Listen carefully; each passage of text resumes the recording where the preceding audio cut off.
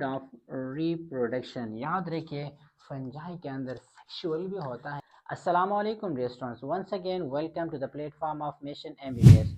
Dear student, एक बार फिर आपको खुशामदीद कहते हैं।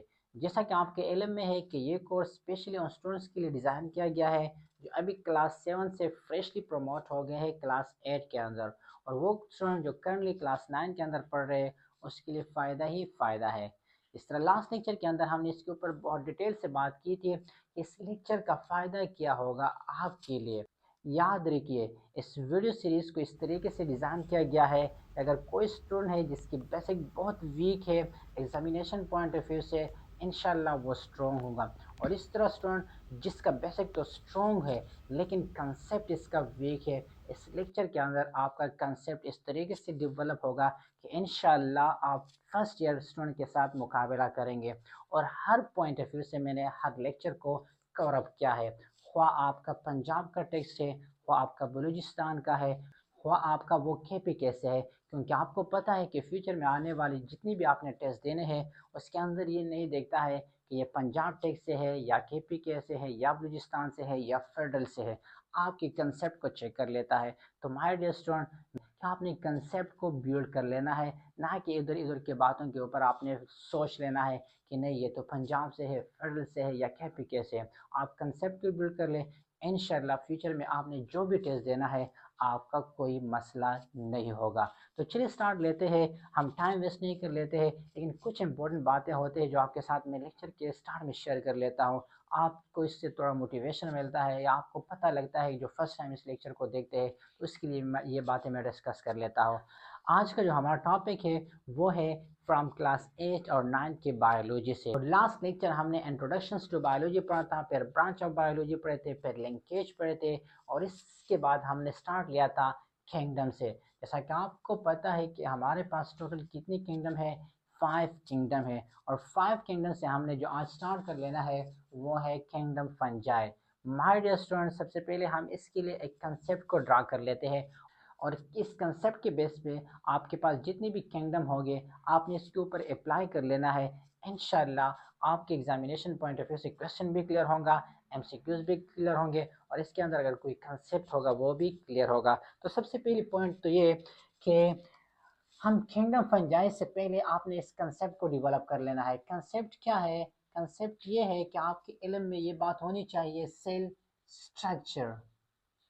Cell structure. अब सेल स्ट्रक्चर से क्या मुराद है? याद रखिए बायोलॉजी के अंदर अगर सेल स्ट्रक्चर आ गया तो what is cell structure? Cell structure से मुराद क्या है? याद रखिए डियर स्टूडेंट, सेल का मतलब होता है सेल, और इसके साथ क्या है यानी स्ट्रक्चर क्या है। फॉर एग्जांपल ये मार्कर है, अब इसका स्ट्रक्चर क्या है, इसके ऊपर देख ले कोटिंग क्या हुआ है प्लास्टिक का, तो ये इसका स्ट्रक्चर है। बॉडी है, ये जो आपको अपियर हो रहा है ये क्या है, बॉडी का स्ट्रक्चर है। इस तरह सेल का भी स्ट्रक्चर है। तो याद रखिए बायोलॉजी के अंदर आपको दो तरह के स्ट्रक्चर मिलेंगे।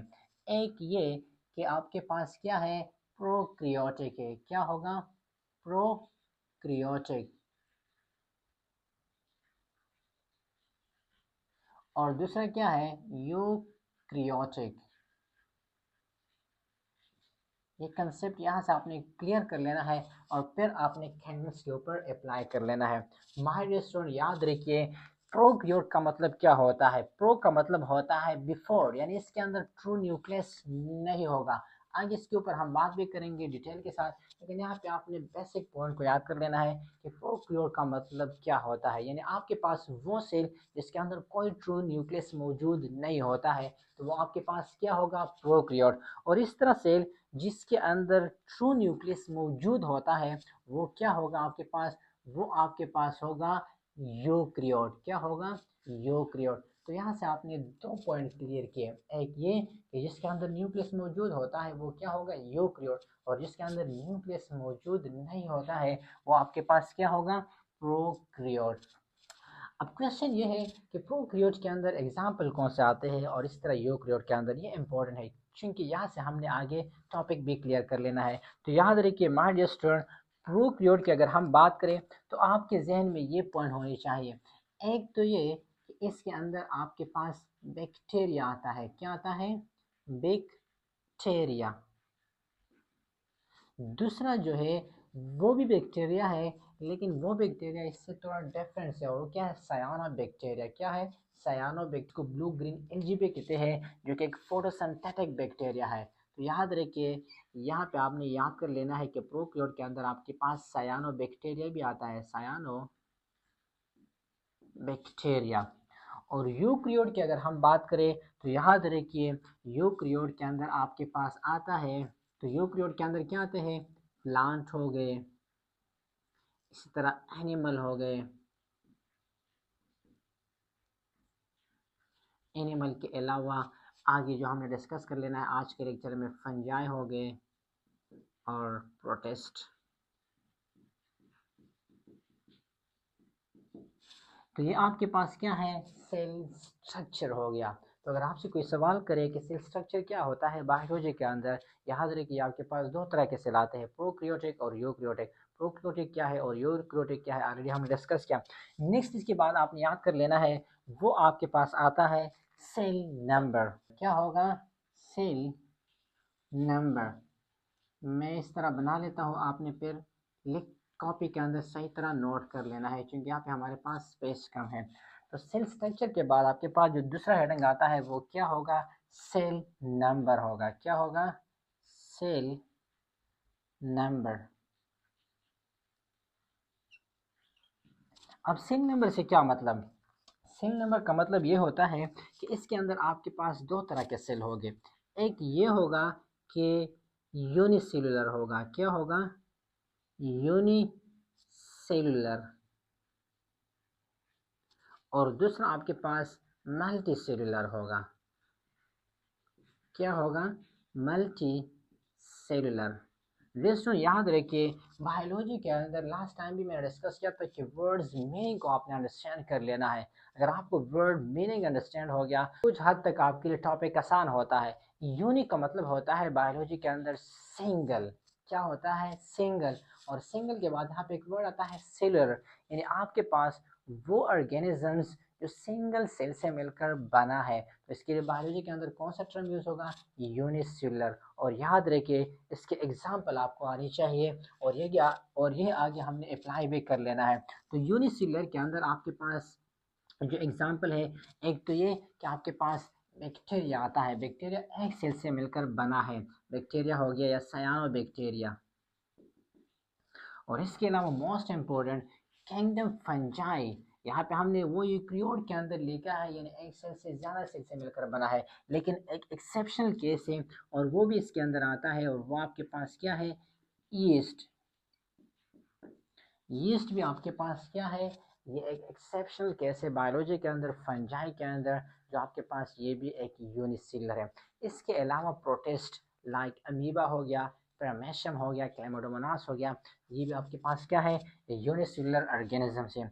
अगर आप मल्टी की बात करें तो मल्टी के अंदर आपके पास यहाँ पे जो हमने लिखे, प्लांट हो गया, एनिमल हो गया, फंजाई हो गया, लेकिन यहाँ पे जो हमने एक्सेप्शन डिस्कस किया वो आपके पास क्या है, यूनिसेलुलर है।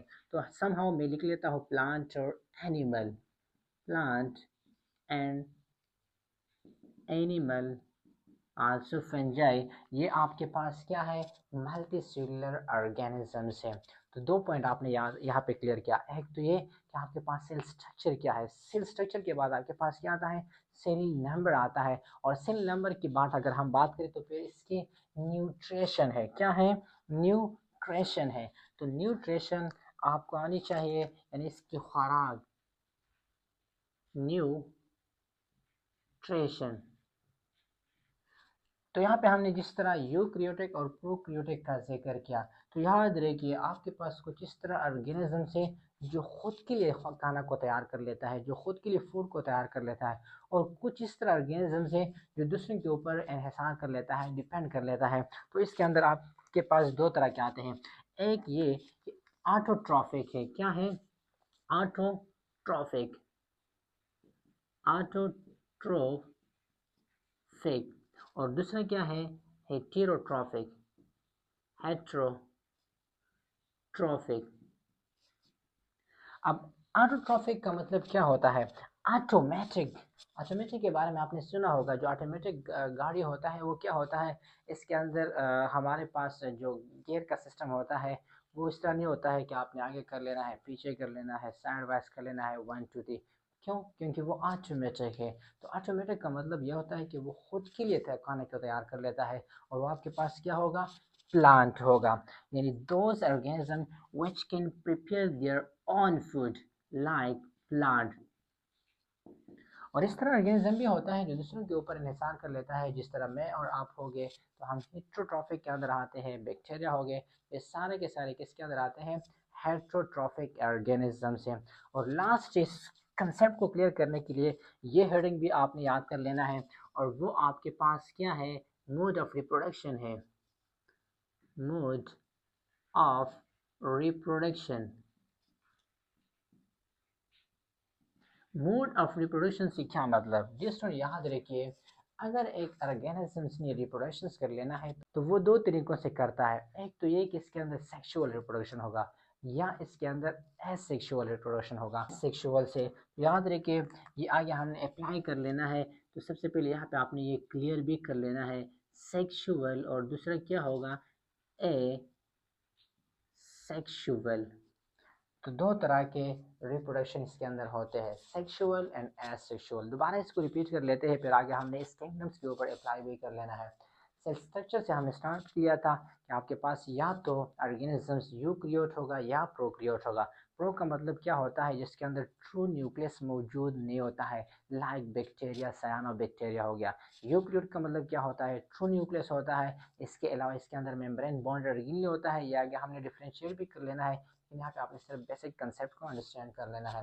दूसरी बात ये कि हमने सेल नंबर की बात की। फॉर एग्जांपल आपके पास ये एक सेल है, ये आपके पास यूनिसेलुलर है या मल्टी सेलुलर है, तो इसमें अगर एक सेल से मिलकर बना है तो यूनि होगा, लाइक बैक्टीरिया हो गया, सयानो बैक्टीरिया हो गया, इसके अलावा ईस्ट हो गया, अमीबा हो गया, पेरामेशियम। ये भी साथ साथ में नोट कर ले, कभी कभार एमसीक्यूज के अंदर आते हैं, वैसे आगे हम डिस्कस भी करेंगे। अमीबा या पेरामेशियम, क्लेमाडोमोनास वगैरह, ये किसके अंदर आते हैं? Unicellular organisms. और ईस्ट भी आता है, जो कि हमारे पास क्या है? यूक्रियोट तो है, लेकिन ये एक एक्सेप्शनल केस है, जो आगे फंजाई के अंदर डिस्कस भी कर लेना है। न्यूट्रिशन, खुराक को किस तरीके से कर लेता है? तो न्यूट्रिशन का मतलब यह होता है, यानी खुद के लिए अगर कोई ऑर्गेनिज्म खुराक तैयार कर लेता है तो वो ऑटोट्रॉफिक होगा, लाइक प्लांट, जो सनलाइट की मौजूदगी में तैयार कर लेता है। वो कौन सा प्रोसेस? फोटोसिंथेसिस। और इस तरह ऑर्गेनिजम्स भी है, जिस तरह हम हो गए, आप हो गए, या बैक्टीरिया वगैरह, वो दूसरे के ऊपर डिपेंड कर लेता है, तो उसको क्या कहते हैं? हेट्रोट्रॉफिक। और लास्ट में क्या है? Mode of reproduction. यानी अगर हमने कोई किंगडम को डिस्कस कर लेना है तो वो मोड ऑफ रिप्रोडक्शन सेक्सुअल तरीके से करता है, एसेक्सुअल से। आगे हमें इंशाल्लाह ये चीज़ें अप्लाई भी कर लेना है इस किंगडम के ऊपर। तो चलिए आते हैं अपनी मेन टॉपिक्स की तरफ, जो हमारा क्या है? Kingdom fungi. सबसे पहले हम इसको डिफाइन कर लेते हैं, फिर आगे हम यहाँ पे इसकी कुछ खसूसियात लिखेंगे, क्योंकि आपका क्वेश्चन भी क्लियर हो जाएगा और एमसीक्यूज भी यहाँ से इंशाल्लाह आपका क्लियर हो जाएगा। तो सबसे पहले किंगडम फंजाई के स्टडी को क्या कहते हैं? याद रखिए, बाद में इसको हमने डिफाइन कर लेना है। ये एक ग्रीक वर्ड है जिसको कहते हैं माइकोलॉजी। यानी अगर एमसीक्यूज आ गया कि आपके पास जो फंजाई है, इसको स्टडी को क्या कहते हैं? माइकोलॉजी। तो सबसे पहला पॉइंट जो आपके माइंड में होनी चाहिए वो क्या है? कि the study of fungi is called dash. No, the study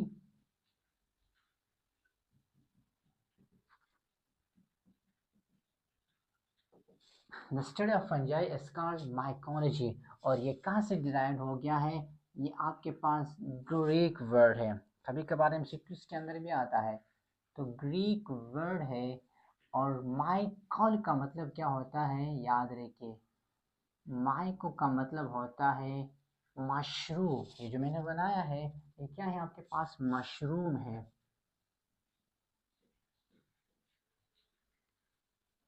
और लो का मतलब क्या होता है? स्टडी, जो कि ऑलरेडी हमने डिस्कस किया था प्रीवियस लेक्चर के अंदर। तो याद रखिए, एमसीक्यूज आ गया तो किस तरह आपने आंसर देना है? The study of fungus is called mycology. तो ये क्या हो गया आपके पास? Basic MCQs point. आगे हमने इसको प्रॉपर तरीके से डिफाइन कर लेना है। तो यहाँ पे मैं लिख लेता हूँ कि व्हाट इज किंगडम फंजाई। तो सबसे पहले फंजाई को बहुत सिंपल वर्ड में डिफाइन कर लेते हैं। डियर स्टूडेंट, यहाँ पे देख ले, fungi are eukaryotic non green organisms. बहुत सिंपल वर्ड जो कि ऑलरेडी यहाँ पे हमने डिस्कस किया। यूकैरियोटिक, यूकैरियोटिक का मतलब क्या होता है? जो एक सेल से ज़्यादा सेल से मिलकर बना है, जो न्यूक्लियस मौजूद होता है, मेम्ब्रेन बॉन्डेड ऑर्गेनेली मौजूद होता है। लेकिन यहाँ पे जो वर्ड समझने के है वो क्या है? Non green organism. Non green का मतलब क्या होता है? मतलब ये कि इसके अंदर हमारे पास कोई क्लोरोफिल वगैरह मौजूद नहीं होता है। लेकिन यहाँ पे एक क्वेश्चन है, आपने क्या ये ऑब्जर्व किया है? जो प्लांट होते हैं और प्लांट के जो रूट होते हैं वहाँ पे आपको ये देखने को मिलेगा, जो मशरूम वगैरह होते हैं। लेकिन सवाल ये है कि क्या आपके पास जो मशरूम होते हैं या फंजाई होते हैं वो एज अ प्लांट कंसीडर हम करते हैं कि नहीं? अगर आपका आंसर यस है तो कमेंट में इसका रीज़न भी देना है। अगर नो है फिर भी आपने रीज़न देना है। लेक्चर के एंड में इंशाल्लाह हमारे पास कुछ पॉइंट है जो कि यहाँ से आपका ये क्वेश्चन भी क्लियर हो जाएगा और इंशाल्लाह आपने इसका आंसर कमेंट में देना है। तो नॉन ग्रीन ऑर्गेनिज्म का मतलब क्या होता है? कि इसके अंदर कोई क्लोरोफिल वगैरह मौजूद नहीं होता है। They lack chlorophyll and obtain their food by absorbing nutrient from other organism। और ये क्या कर लेता है? ये अदर ऑर्गेनिज्म लाइक प्लांट हो गए, वहाँ से क्या कर लेता है? न्यूट्रिशंस को अब्जॉर्ब कर लेता है with the help of mycelium. इसके स्ट्रक्चर के अंदर हम डिस्कस कर लेंगे। अब इसकी मोस्ट इंपॉर्टेंट क्या है? इसकी करेक्टरिस्टिक है जो कि एमसीक्यूज पॉइंट ऑफ व्यू से अगर कोई क्वेश्चन वगैरह आ गया तो यहाँ से आपने इसको क्लियर भी कर लेना है। तो सबसे पहले मैं यहाँ पे लिख लेता हूँ इसकी करेक्टरिस्टिक। करेक्टरिस्टिक,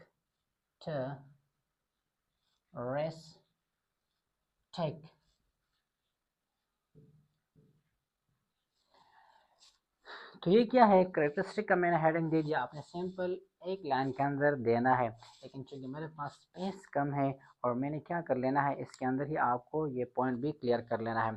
तो सबसे पहले पॉइंट क्या है करेक्टरिस्टिक के अंदर? याद रखिए, आपके पास जितनी भी फंजाई है ये आपके पास ऑर्गेनिजम्स के अंदर तो आते हैं, लेकिन ये कौन से ऑर्गेनिजम्स हैं ये आपने यहाँ से क्लियर कर लेना है। याद रखिए डियर स्टूडेंट, हमारे पास जो फंजाई होते हैं इसके अंदर जो सबसे पहला खसूसियात है वो आपके पास क्या होगा? वो आपके पास आता है इसके ऑर्गेनिजम्स। और हमने यहाँ पे डिस्कस किया कि आपके पास दो तरह के ऑर्गेनिज्म होते हैं। एक क्या है आपके पास? यूनिसेल्युलर। और दूसरा क्या होगा आपके पास? Multi cellular. यूनि का मतलब क्या होता है और मल्टी, ये आपके पास वो सेल जो एक सेल से मिलकर बना है, यानी वो ऑर्गेनिजम्स जो एक सेल से मिलकर बना है। और एक होता है आपके पास मल्टी सेल्युलर, जो एक से ज़्यादा सेल से मिलकर बने हैं। इसके एग्जाम्पल आपने याद कर लेना है। अब देख लो, हमने तो वहाँ पे डिस्कस किया था कि जो फंजाई होता है वो आपके पास यूकैरियोटिक है, लेकिन यहाँ पे हमने यूनि का वर्ड लिख दिया और यूनि वर्ड हमने यूज़ किया है। इसी तरह यूनिसेल्युलर यानी प्रोकैरियोट के लिए हमने इस्तेमाल किया है। तो याद रखिए ये एक्सेप्शन केस है। एमसीक्यूज पॉइंट ऑफ व्यू से ये आपने याद कर लेना है कि यूनिसेल्युलर के अंदर आपके पास जो फंजाई आता है वो आपके पास क्या होगा? यीस्ट होगा। क्या होगा? यीस्ट। और इसके अलावा आपके पास जितनी भी बाकी फंजाई है एग्जाम्पल के अंदर हम डिस्कस करेंगे, वो आपके पास क्या होगा? लाइक मशरूम हो गया, मार्चेला हो गया, या इसके अलावा रस्ट एंड स्मट हो गया, वो आपके पास मल्टी सेल्युलर किसके अंदर आते हैं? फंजाई के अंदर आता है। दूसरी बात ये इसकी करेक्टरिस्टिक के अंदर वो आपने याद कर लेना है। दूसरा जो पॉइंट आपने क्लियर कर लेना है वो ये है, यूनि और मल्टी के बाद हेट्रोट्रॉफिक यानी इसकी न्यूट्रिशन। तो न्यूट्रिशन के अंदर हमने दो तरह के लिखा था, एक आपके पास क्या था? ऑटो और हेट्रोट्रॉफिक। याद रखिए आपके पास जो फंजाई है वो क्या होगा? हेट्रोट्रॉफिक। और हेट्रोट्रॉफिक से याद आ कि यहाँ पे मैंने क्वेश्चन भी अराइज किया था, तो वो कंसेप्ट भी आपने यहाँ से क्लियर कर लेना है और फिर कमेंट देना है। तो ये क्या हो गया? हेट्रोट्रॉफिक। और हेट्रोट्रॉफिक का मतलब क्या होता है? कि ये खुद के लिए तैयार नहीं कर सकता है खाना, लेकिन ये दूसरों के ऊपर डिपेंड कर लेता है। तो इसी तरह ऑर्गेनिज्म जो दूसरों के ऊपर डिपेंड कर लेता है वो क्या होगा? Heterotrophic. Can not prepare their own food. इसके साथ आपने छोटे छोटे सेंटेंस भी लिखना है खुद के वर्ड में। कैन नॉट, इसके इंशाल्लाह जो नोट्स होंगे वो मैं आपके साथ कमेंट्स के अंदर शेयर कर लूँगा, आपने वहाँ से सेव भी कर लेना है। लेकिन ये आपने खुद भी साथ साथ नोट कर लेना है। Can not make their own food. Make their own food. अब इसके साथ साथ आपने एक और पॉइंट को भी क्लियर कर लेना है, वो क्या है कैरेक्टरिस्टिक्स के अंदर, वो फूड है, क्योंकि यहाँ पे हमने फूड की बात की, तो फिर फूड को किस तरीके से ये कर लेता है, तो याद रखिए, चूंकि इसके अंदर एक सिस्टम होता है, इस तरह प्लांट्स के अंदर रूट का सिस्टम होता है, इसके अंदर प्रॉपर रूट नहीं होता है, रूट के बजाय यहाँ स्ट्रक्चर के अंदर हमारे पास क्या होते हैं, हाइफी, और इस तरह कंप्लीट स्ट्रक्चर के अंदर हमारे पास क्या है, वो है माइसीलियम। तो माइसीलियम के ज़रिए से वो क्या कर लेता है, वो न्यूट्रिशंस को अब्जॉर्व कर लेता है। तो फूड क्या कर लेता है, ये माइसीलियम के ज़रिए से क्या कर लेता है, इसके अंदर एक फिनोमेना होता है, इसको कहते हैं एब्जॉर्प्शन, एब्जॉर्प्शन। और फिर जब ये एब्जॉर्ब कर लेता है, तो याद रखिए ये फिर स्टोर कर लेता है। हम नॉर्मल स्टडी कर लेते हैं कि जब ह्यूमन खाना खा लेता है तो वो क्या कर लेता है, सेल के अंदर स्टोर होता है in the form of glycogen. तो फंगस के अंदर भी हमारे पास वो किस फॉर्म में स्टोर होता है, ग्लाइकोजन की फॉर्म में। याद रखिए एमसीक्यूज पॉइंट ऑफ व्यू से पॉइंट है कि फंजाई किस फॉर्म में खुराक को स्टोर कर लेता है। नाम आपने देखा होगा, यहाँ पे एक और एमसीक्यूज भी है कि प्लांट खुराक पर किस फॉर्म में स्टोर कर लेता है। याद रखिए यहाँ पे मैं रेड मार्कर से लिख लेता हूँ, वो स्टार्च की फॉर्म में, किस फॉर्म में, स्टार्च में। ये आपके पास क्या, दरख्त, यानी जो प्लांट होते हैं। लेकिन एनिमल की अगर बात होगी या फंजाई की अगर हम बात करें, तो वो किस फॉर्म में खुराक को स्टोर कर लेता है, ग्लाइकोजन में, बाद में फिर कन्वर्ट कर लेता है एटीपी में। तो ये फूड से हो गया। नेक्स्ट पॉइंट आपने याद कर लेना है, इसके अंदर क्लोरोफिल, क्या, क्लोरो क्लोरोफिल। तो याद रखिए यहाँ पे हमने क्या लिखा है, नॉन ग्रीन ऑर्गेनिज्म, मतलब ये कि इसके अंदर कोई क्लोरोफिल वगैरह मौजूद नहीं है। तो यहाँ पे सिंपल लिख दे नो क्लोरोफिल। तो क्लोरोफिल ना होगा तो फिर आपके पास फोटोसिंथेसिस भी नहीं होगा। अगर क्लोरोफिल नहीं होगा तो फिर नो फोटोसिंथेसिस, और नो फोटोसिंथेसिस होगा तो याद रखिए फिर ये खुद के लिए खुराक को भी तैयार नहीं कर सकता है। तो इट्स मीन कि आपके पास क्या है, हेट्रोट्रोफिक है। एक और पॉइंट जो मोस्ट इम्पोर्टेंट है और अक्सर एमसीक्यूज पॉइंट ऑफ व्यू से पूछा जाता है, और वो ये है कि आपके पास ये जो फंजाई है, इसका सिलवान किस चीज़ से मिलकर बना है। याद रखिए बहुत इंपॉर्टेंट है, अक्सर एमसीक्यूज के अंदर ये पूछते हैं कि फंजाई सेल वॉल किस चीज़ से मिलकर बना है, बैक्टीरिया किस चीज़ से, प्लांट का। तो यहाँ पे मैं तीनों पॉइंट आपका क्लियर कर लेता हूँ। सबसे पहली बात तो ये कि मैं पॉइंट लिख लेता हूँ सेल वॉल। तो सेल वॉल के अंदर हम तीनों को मेंशन कर लेते हैं। एक आपके पास एफ यानी फंजाई, दूसरा आपके पास यहाँ पे हम लिखते हैं प्लांट, और तीसरा जो पॉइंट है वो है बैक्टीरिया के लिए।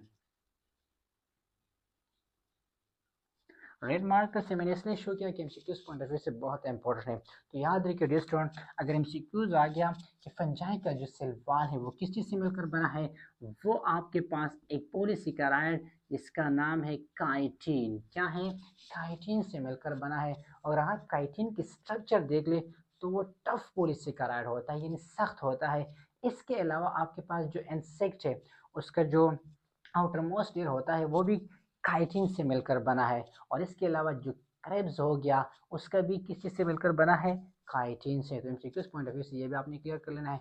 जितनी भी आपके पास आर्थ्रोपोड है, इंसेक्ट हो गया, इसका जो outer most layer in skin होता है वो काइटिन से मिलकर बना है। फंजाई का किस चीज़ से मिलकर बना है, काइटिन से। अगर प्लांट की बात होगी तो प्लांट का होता है सेलुलोज से, ये भी टफ होता है, लेकिन काइटिन इससे क्या होता है, रेजिस्टेंस शो कर लेता है, वो मोर टफ होता है। बैक्टीरिया की किस चीज़ से मिलकर बना है, म्यूरिन से। तो ये हो गया सेलवाल के हवाले से कि फंजाई का सेलवाल किस चीज़ से मिलकर बना है। इसके अलावा एक और पॉइंट आपने याद कर लेना है, और वो पॉइंट क्या है कि इसके अंदर जो मोड ऑफ रिप्रोडक्शन है, क्या है, मोड ऑफ रिप्रोडक्शन। तो मोड ऑफ रिप्रोडक्शन से इधर देख लो, यहाँ पे हमने जो पॉइंट लेके है वो हमने सिंपल अप्लाई कर लेना है कैरेक्टरिस्टिक के अंदर। इसके बाद जितनी भी हमारे पास बाकी किंगडम होंगे वहाँ पे भी आपने इस तरह अप्लाई कर लेना है। तो मोड ऑफ रिप्रोडक्शन से क्या मतलब होता है, मोड ऑफ रिप्रोडक्शन, याद रखिए फंजाई के अंदर सेक्सुअल भी होता है और एसेक्सुअल। बाकी अगर आपने इसका डिटेल देखना है तो ये फर्स्ट ईयर के अंदर हमने ऑलरेडी ये डिस्कस किया है, लेकिन 9th और 8th क्लास के अंदर सिर्फ आपने ये याद कर लेना है कि दोनों होते हैं, यानी सेक्सुअल भी होता है और एसेक्सुअल भी होता है।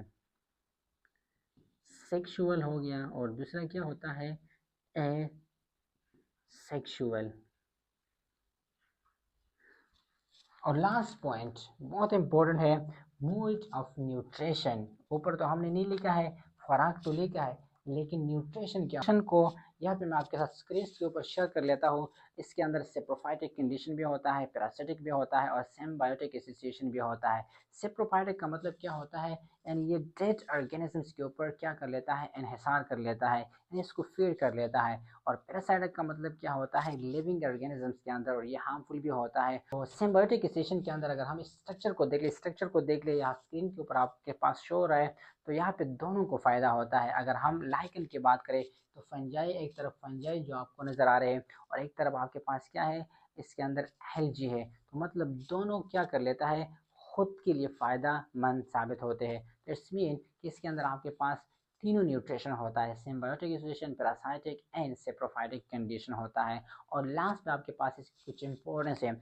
एक तो ये कि ये एज अ डिकम्पोजिशन काम कर लेता है। डिकम्पोजिशन का मतलब क्या होता है कि फॉर एग्जांपल आपके पास कोई डेड ऑर्गेनिज्म है तो वो इसको क्या कर लेता है, डिकम्पोज कर लेता है। इसके अलावा मेडिसिन के अंदर इसका बहुत इंपॉर्टेंट रोल है, क्योंकि फर्स्ट टाइम मेडिसिन तैयार हुआ था इससे पेंसिलिन, वो किस चीज़ से, फंगस से तैयार हुआ था। इसके अलावा फूड इंडस्ट्री में फर्मेंटेशन की प्रोसेस के अंदर इसकी बहुत इंपॉर्टेंट रोल है।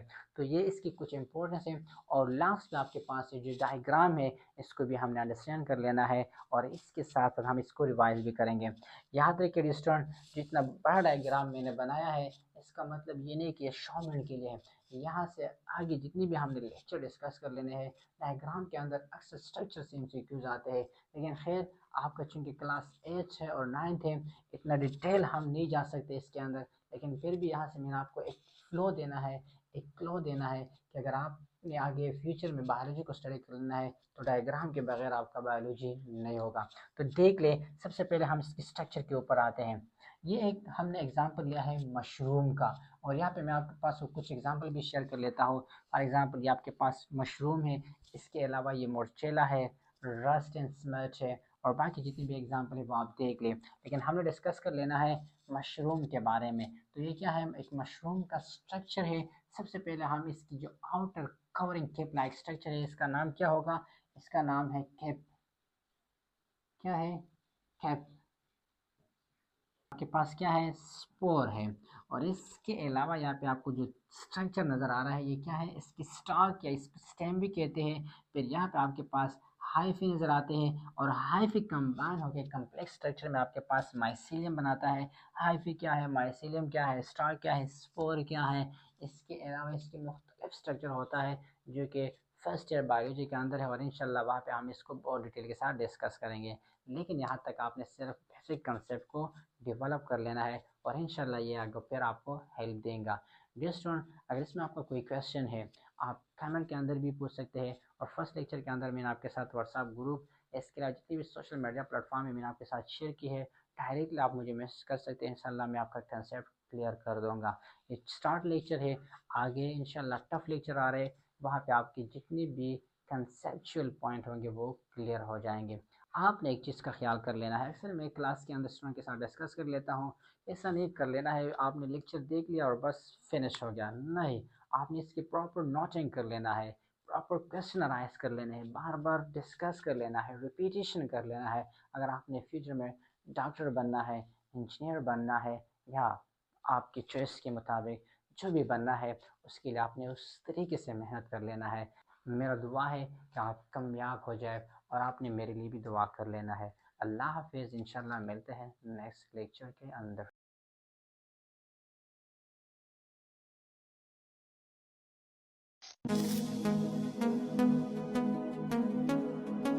bracketed with forward introduction table of contents index that are intended for the